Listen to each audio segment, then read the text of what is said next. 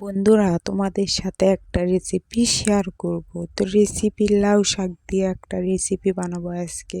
তো শুরুতে বন্ধুরা, তোমরা আমাকে লাইক দিয়ে ফলো দিয়ে আমার পাশে থাকবা আমার পরবর্তী ভিডিও দেখার জন্য। তো এই দেখো, সুন্দর করে বেছে নিচ্ছি পরিষ্কার করে।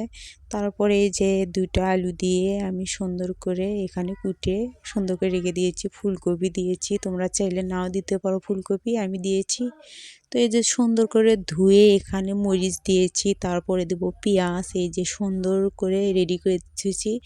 এই যে তারপরে মাছটা ধুয়ে রেডি করে ধুয়েছি।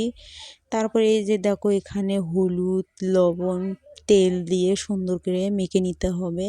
সুন্দর করে মেখে নিয়ে এর ভিতরে মাছ দিয়ে আরও সুন্দর করে মেখে নিতে হবে, তাহলে অনেক মজা কালার একটা আসবে। এই যে পরিমাণ মতন পানি দিবে, দিয়ে এই যে তুলে দিবে। তুলে দেওয়ার পরে এই যে ফাইনাল লুক আসবে, কিছুক্ষণ অপেক্ষা করতে হবে। এই যে দেখুন, এটা ফাইনাল লুক। তো একটু কালার একটু আসবে, কারণ শাক শুক দিলে একটু কালার অন্যরকম আসে। তো অনেক মজা, সবাই ভালো থাকবেন, আল্লাহ হাফেজ।